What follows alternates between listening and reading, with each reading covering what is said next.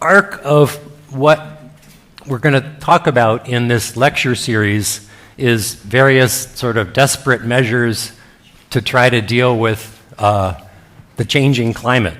And one of the avenues that people are thinking about is to blow smoke up into the stratosphere to sort of temporarily cool things down as a kind of emergency measure. But what I'll show you today is that the CO2 that we're putting into the biosphere is going to stick around for essentially forever, a really long time. And so, blowing smoke up into the sky is kind of like taking an aspirin to treat, a serious, like, addiction, disease.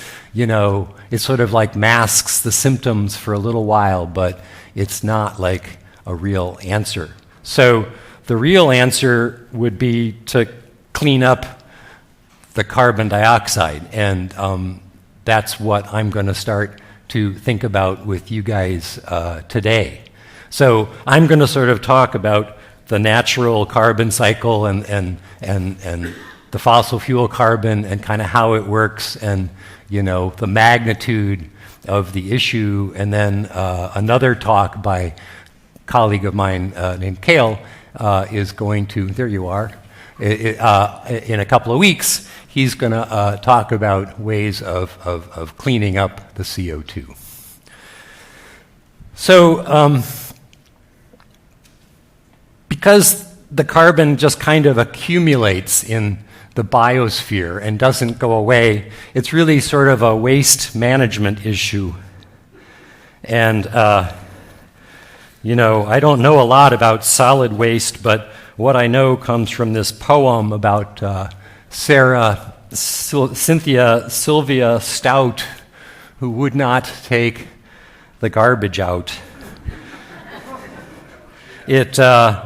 And so it piled up to the ceilings, coffee grounds, potato peelings, brown bananas, rotten peas, chunks of sour cottage cheese.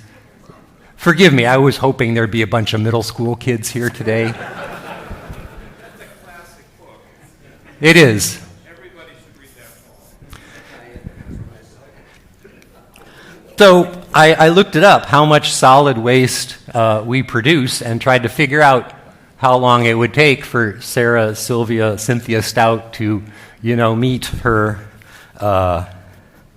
awful fate that I cannot right now relate.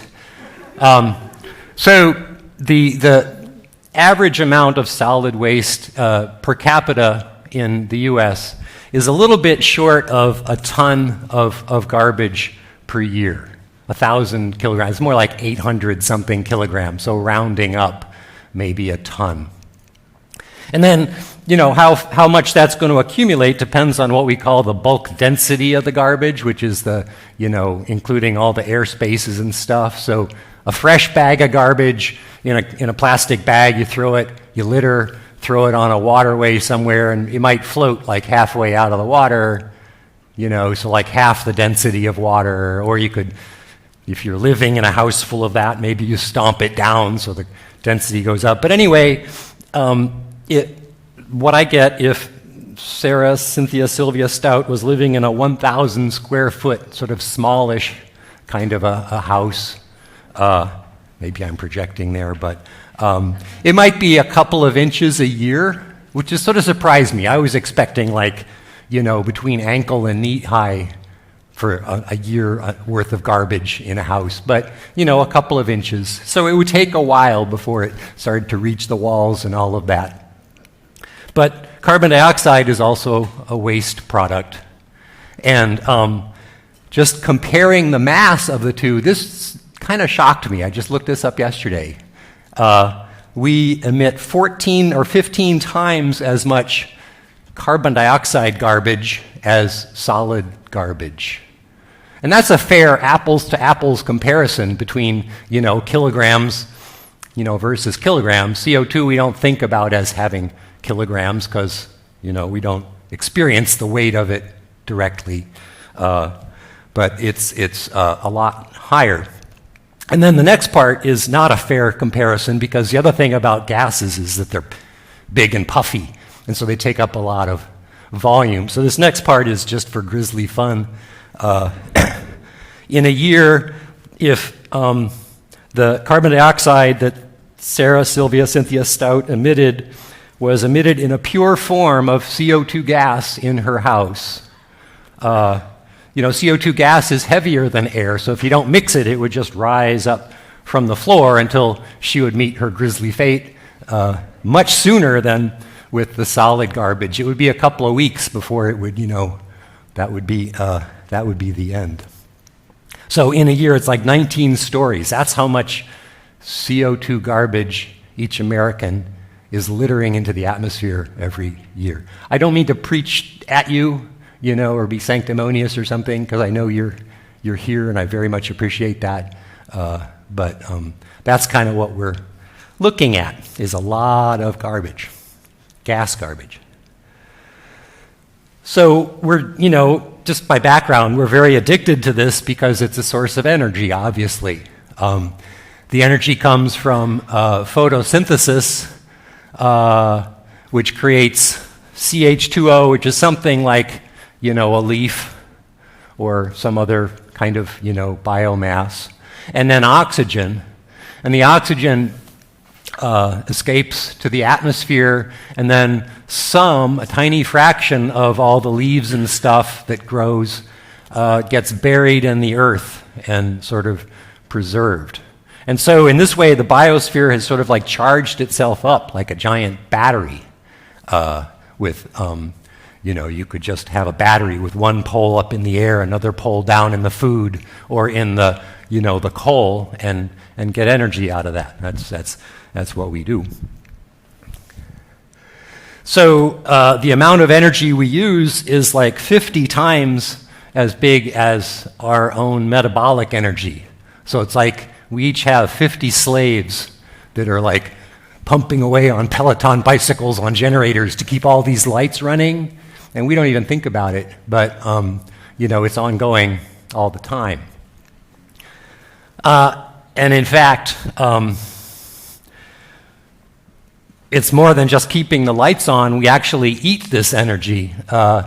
We have been using fossil energy to fix nitrogen. So take nitrogen gas from the atmosphere and turn it into fertilizers. It's a very energy-intensive process called the Haber-Bosch process. And so you can kind of imagine half of humanity, the nitrogen in our proteins was manufactured in a vat someplace in this really high energy kind of a thing.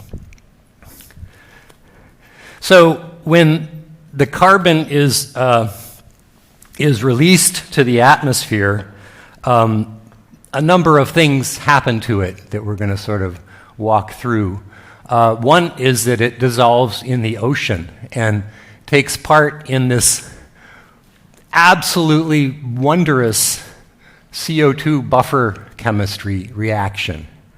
I can't explain why, but there are, people among us, myself included, who find this reaction just completely captivating. I still remember when I first saw this in a class in college, the angels were singing, ah.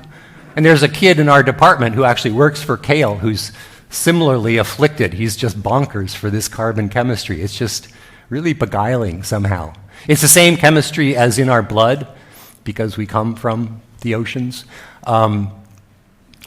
So it's complicated, but you can sort of simplify it in terms of just writing that chemical reaction there with the double-headed arrow. That means it's an equilibrium reaction that, the two sides, it distributes the chemicals to one side or the other to find the state of lowest energy, like a dead battery. It doesn't store energy. Some chemical reactions just don't happen, like we don't all spontaneously human combust here, thankfully, because that just is kinetically inhibited. But this is a fast reaction, and equilibrium reactions like this, there's this idea called Le Chatelier's principle that lets us sort of think about how it works. And the principle is that if you put some stuff on one side of an equilibrium, it'll move a little bit to the other side to sort of compensate for it. So when we put CO2 in, it shifts the reaction to the right and makes the concentration of the CO3 2-, which we call carbonate ion, go down. So the two are like, opposite seats on a seesaw. One goes up and the other goes down, and that's how the chemistry of the ocean kind of absorbs this carbon dioxide.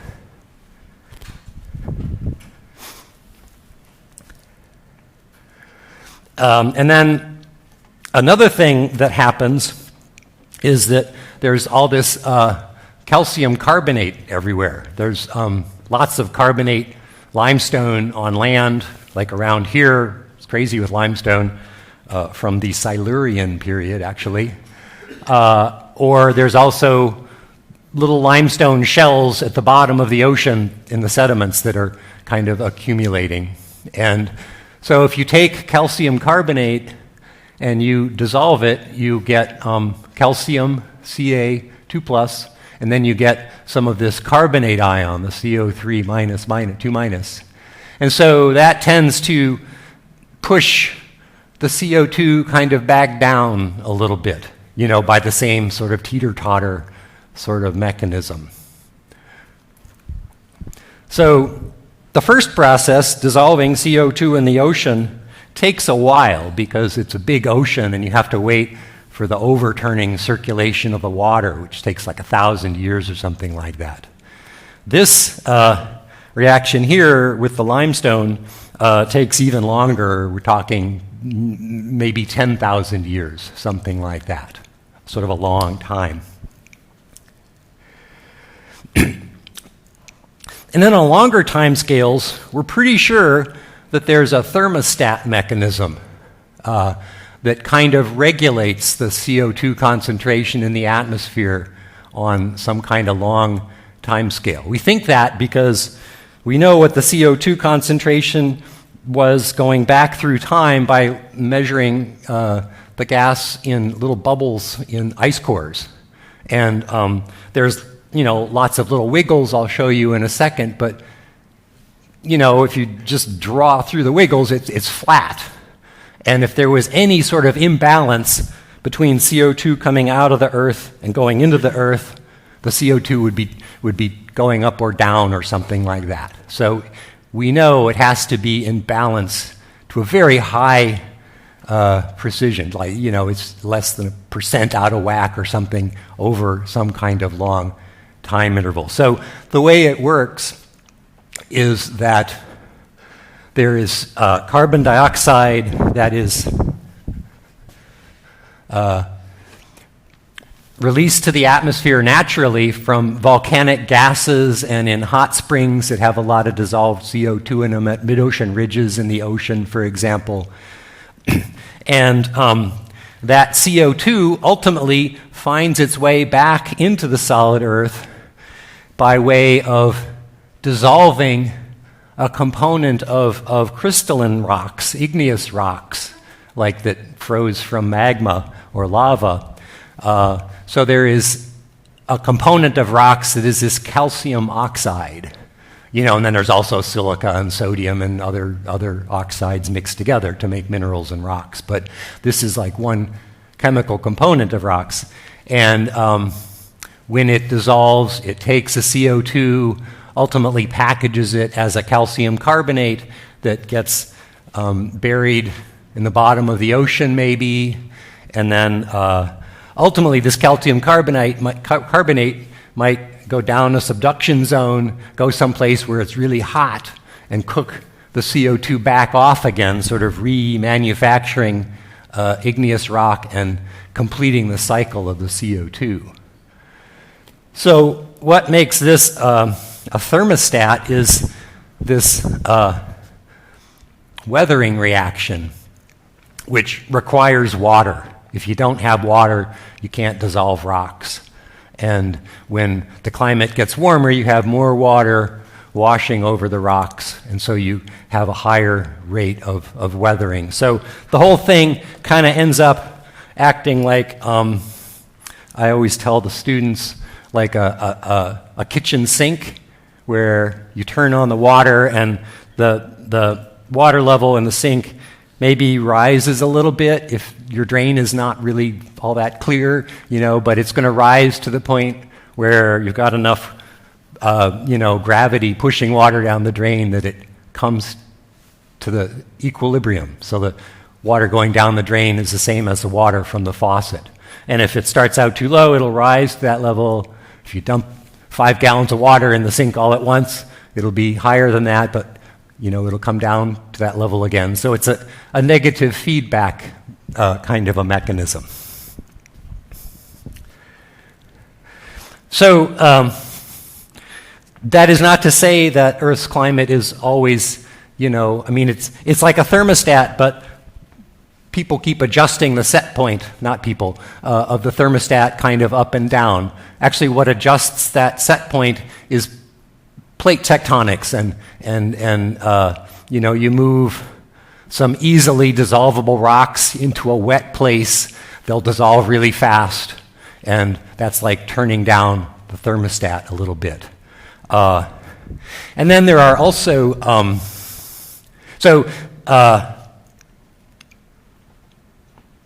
the set point is not perfectly steady, but it helps explain a problem in earth science called the faint young sun paradox, which is the fact that that stars get brighter as they age.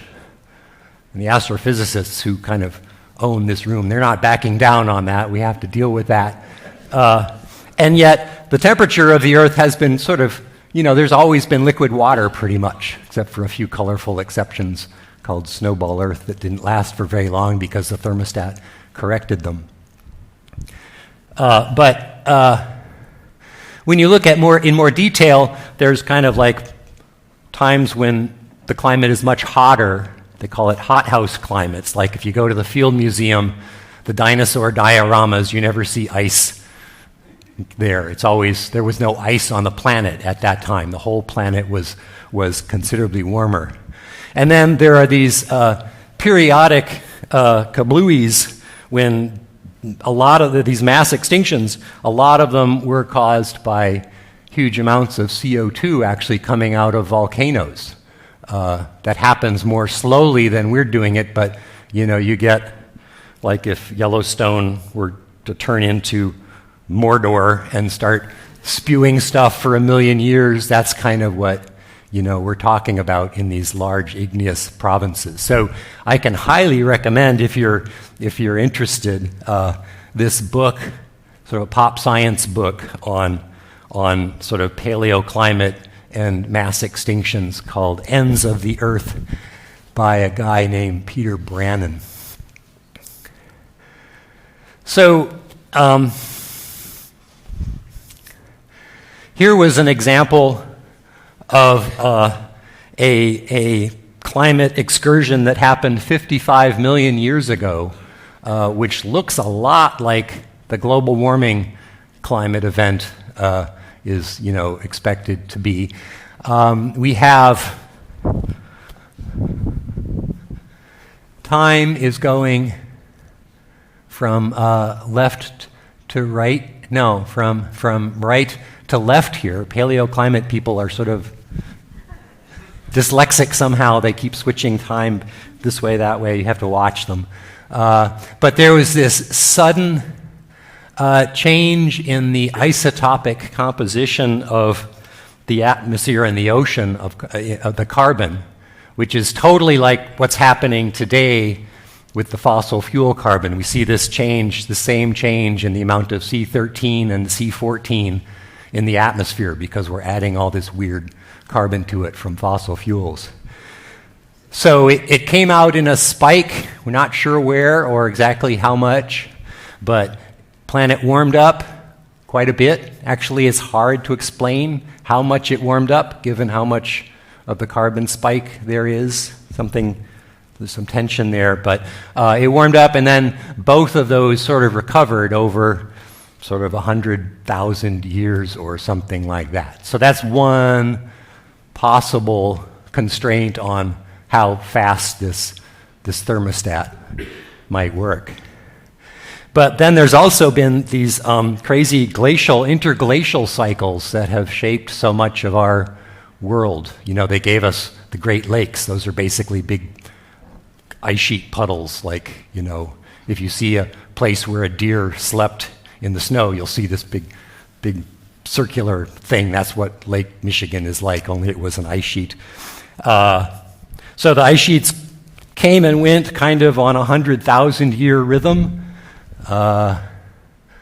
So here's us, and here's the last glacial maximum, and you know the temperature and the amount of ice on Earth has kind of been going back and forth between these sort of two states for the last couple million years, and the CO2 has been going up and down in synchrony with that, for reasons that are still mysterious. You know, we discovered these 20-some years ago when I was in graduate school.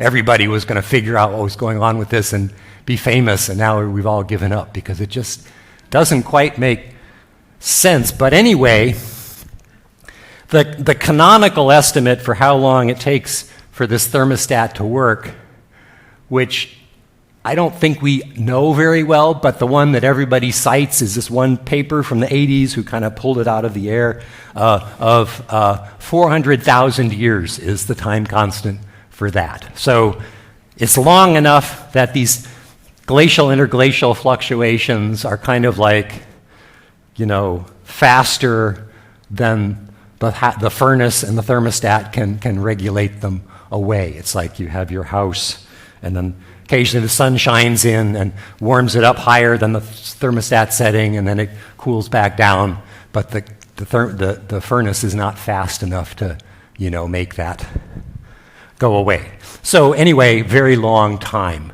for, you know, the biosphere to clean up our fossil fuel CO2. As far as we're concerned, with our tragically short lifetimes, the CO2 kind of accumulates forever, really. So a kind of schematic of how the system behaves if you just dump a spike of CO2 in the atmosphere kind of instantaneously and then just let it go. It will dissolve into the oceans on, you know, some time scale of centuries or 1,000 years or something like that. And that takes it down to, the ocean ultimately would take up about 3/4 of the CO2.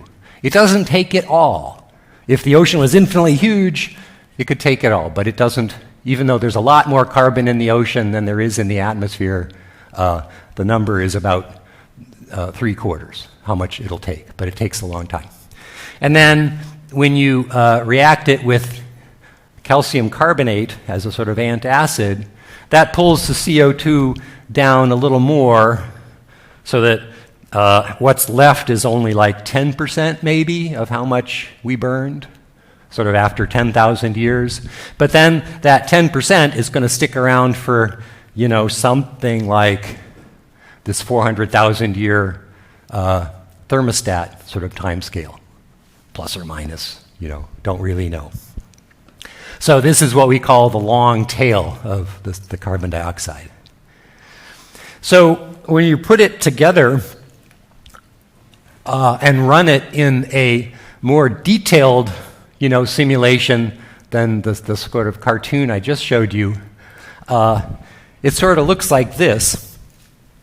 This is the CO2 concentration in the air from 20,000 years ago. This is from the last ice age, and then it rose by that much to give the glacial climate, you know, from like 200 up to 280 or something like that. And then here is the Holocene. Our whole, you know, civilization and agriculture kind of lives here. And then here's, you know, today, with the CO2 going up, and then various scenarios for how much is ultimately going to get burned. Yes, sir? This tells me that for the point we are now, the tail, we won't recover from this until the year 20,000 AD for the last wave. Or the year, 500,000. Well, that's the way Yeah. but it went down about 20,000 will be back. Well, I mean, so this is showing us 10,000 years here, and Still way up. yeah, it basically just ratchets up to a new normal and stays there forever. There is a little bit of an initial spike of the CO2 that kind of goes down as it goes in the oceans and the carbonate and stuff. But it's kind of, well, in this there's no ice sheets and orbital variations that gave us all the complexity of the ice ages. So this is just a somewhat simplified thing here. I had actually thought about we might be canceling the next ice age, but that's another story. So the temperature kind of just mostly ramps up to a new normal and stays there mostly kind of forever. Here's the temperature. It does the same thing, except you don't have as much of a spike, and that's because during the time when the CO2 is trying to get its way into the ocean, there's all this heat that is going into the ocean because we have to warm up the ocean, and that takes a long time. So that's kind of cutting the head off of the temperature peak that we might have had. And so the temperature is even more like that, more like a ratchet, where it just goes to a new normal, and that's it. One thing that you won't hear much is about the ultimate change in sea level. You always hear about sea level to the year 2100, but it takes ice sheets a lot longer than that to fully respond. So here we're looking at, thousands of years for sea level to rise completely, and ultimately it could be like 50 meters higher than today. So by 2100, it's like, a meter or something. But the only reason we care about 2100 and not the year, 5000 is because we're going to be gone and we don't care. But it's not like the intrinsic time scale of the problem at all. So here's a correlation plot of sea level in the past plotted against temperatures in the past. So last glacial maximum, it was like 6 degrees colder and sea level was 120 meters lower. Hothouse climates, maybe tens of meters higher. And so, there's a whole lot of complexity here, but you can also just connect the dots and see that line. And this is the forecast for the year 2100, and it's off the line because we're not giving it time to get on the line. So it's a real kind of degradation of the biosphere. This shows places that are especially hit by sea level rise. So the American Gulf and East Coast and Florida is on the top 10 list. This shows how much area of land, what fraction we lose with that much sea level rise. So just in terms of the total area, it's less than 10% of the area of the Earth, but in terms of where people live, maybe 25%, and where the crops grow, there's all these low river deltas that are very fertile, that are kind of going to get flooded. Okay, so here's a plot of where the fossil fuel CO2 is now, how it has been evolving through time.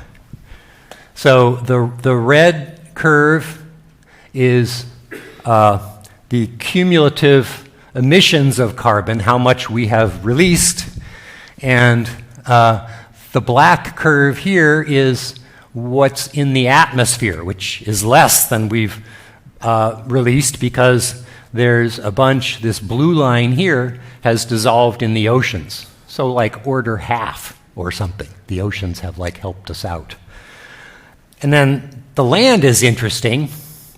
So the land was a source of carbon for a long time as, it's called the pioneer effect. It's deforestation, like around here and other places in the temperate world, cutting down a lot of trees. We're not cutting down trees as quickly. In fact, there's like tree regrowth in the temperate latitudes, but there's still a lot of deforestation happening in the tropics. But this green is the net from land, and there's some kind of a mysterious uptake of carbon that is helping us out, that's compensating for the deforestation. And it's a huge amount of carbon, and it's kind of astonishing to me that we can't actually find it. It's like there's as much carbon as all the mass of all the people on the planet that goes away someplace every year, and it's hard to find because the carbon in soils is very heterogeneous and hard to, it's just a hard thing to track. But, so the land has been sort of helping us out. So this plot kind of summarizes a couple of things about the carbon cycle. We have the atmosphere is kind of the grand central station. Everything communicates through the atmosphere. There's carbon that goes back and forth between the solid Earth at a very small rate of about 0.1 of these gigatons per year. That's very small compared to how much dissolves in the ocean in one place and comes out of the ocean in another place, all the time, which is about 90 gigatons per year. And then, the trees grow and then the leaves decompose. There's a huge seasonal flux of carbon in and out of the land surface as well, which is also order 100 gigatons a year, like 1,000 times greater than these fluxes to the solid Earth that, are the thermostat. And then we can also see the sizes of the various reservoirs here. It's kind of important. So the atmosphere has about 700 of these units, billion metric tons of carbon. The land, all the trees and stuff, and the grass, all the living carbon that we can see is actually somewhat less than that. So, let's say we put thousands of gigatons into the atmosphere and then try to plant trees to make it go away. There's just not enough room for that many trees because the tree reservoir is just not really that big. There's a bunch of carbon stored in the ocean, but most of the carbon on Earth is in the solid Earth. So this is like the big difference between Earth and Venus. Venus, they really didn't take the garbage out. All the carbon is in the atmosphere. It's like 70 atmospheres. It's more like a supercritical CO2 ocean than an atmosphere, really. So planetary housekeeping, very important. So fossil fuels, the canonical number for the worst case scenario, like in the plot I showed you of the climate model, is about 5,000 gigatons of carbon. Most of that is in the form of coal, and when they calculate how much coal there is, the question is, how much is there that would be profitable to dig up? And so it's a very complicated question about how much energy costs and, mining technology and things like that. So this is a super fuzzy number, and it would take a few hundred years actually for us to burn that much, but that's kind of just what's taken as a worst case scenario. And it is kind of bad because, 5,000 gigatons is a lot more than 700 gigatons. So it's a lot of carbon. So, what would it take to clean it up? This is a screenshot from an online model that I wrote to use to teach undergrads about all this stuff. And you can use these boxes here to adjust, the rate of CO2 emission and land use carbon change and stuff. And so what I did is I said, okay, at 2025, we'll go cold turkey. So I set it to 0. And then also, we will start to pull CO2 out of the atmosphere, initially at 1 gigaton per year, and then ramp up to like 4 gigatons a year, and then kind of ramp back down again. And I was tweaking it to try to get the CO2 concentration, which is here, to kind of come in for a landing at a value of 350. So maybe you've heard of 350.org and Bill McKibben. That number comes from the amount of CO2 in the air that would restore the energy balance at the top of the atmosphere so it would stop any further warming. It's been a couple decades, so it could be that the no more climate change value might be, higher than that now because the temperature's warmer. But anyway, just taking 350 as a benchmark, I tweaked those CO2 uptake rates until it sort of came into a landing at about 350. And it takes decades to get there. That's kind of an important thing. So when you add up the amount of carbon that I took out of the atmosphere, it comes to about actually 150 gigatons of carbon, which is less than I had expected, actually, given that we've put about 500 gigatons in. But it turns out that the carbon that dissolved in the ocean, by rights, it ought to come back out. It's just a buffer. But it turns out that in this kind of simple model, it doesn't really very much. So that's kind of like a freebie. And we don't necessarily have to try to get it back to the natural value of 270. 350 would be a lot easier. So we're saving a lot of, we don't have to pull out the whole 500 gigatons to get something that seems like progress. But now, here comes the pickle.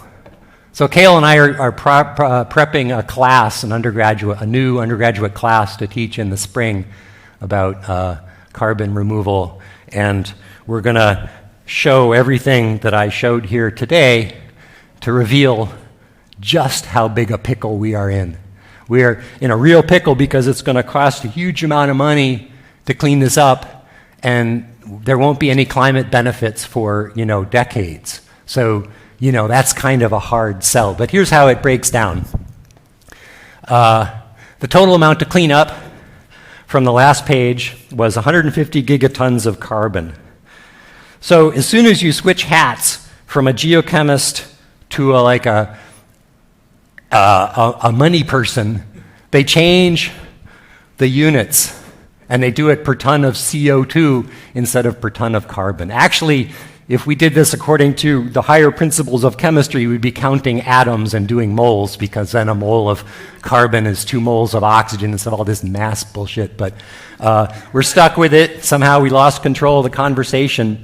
And so now, if we want to think about money, all the figures are in terms of weight of carbon dioxide instead of weight of carbon, and that's like more than 3 times as much because of the weight of those oxygens. So 150 gigatons of carbon turns into 560 gigatons of CO2. And then, we'll hear more about costs from Cale, but a rough number that is not like shocking, it's actually kind of pretty good, is maybe $100 per ton of CO2. And I looked it up for the cost of solid waste. It's about that also. It depends on where you are. It's a lot cheaper in Idaho than it is in Massachusetts for some reason. But $100 a ton of garbage is not kind of unreasonable. So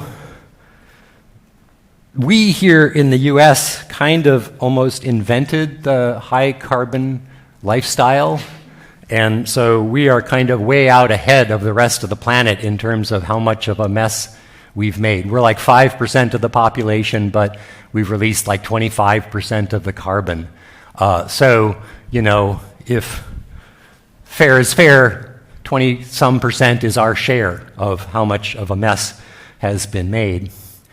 So that comes to a total of, if I did my math right, $12 trillion to clean up the mess. So that's on top of the cost of going cold turkey to emit no more CO2, which I have no idea how much that would cost. A lot. Or if we don't go cold turkey now, we'll emit more CO2. We'd have to pull more CO2 out. So this is like an absolute minimum CO2 cleanup cost under ridiculously oversimplified conditions. But, per person, each of us, $33,000. And we are going into the hole at a rate of about $1,300 per year. That's a pickle. That's a real pickle.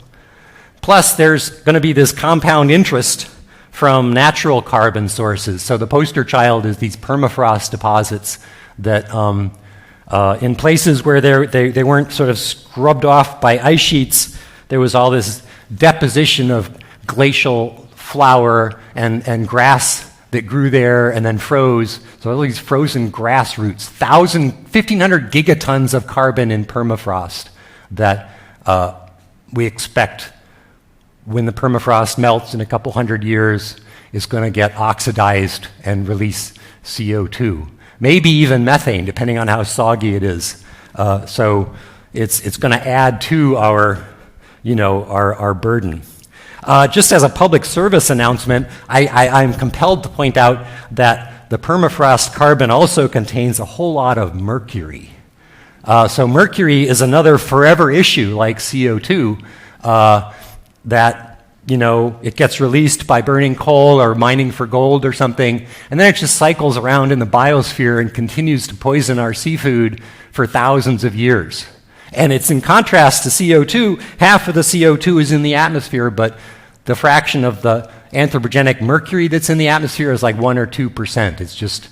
There's just no way you could even talk about cleaning up the mercury. So, CO2 is not so bad. Another forever issue is PFAS, these Teflon chemicals. They might continue to cause developmental disorders for millions of years.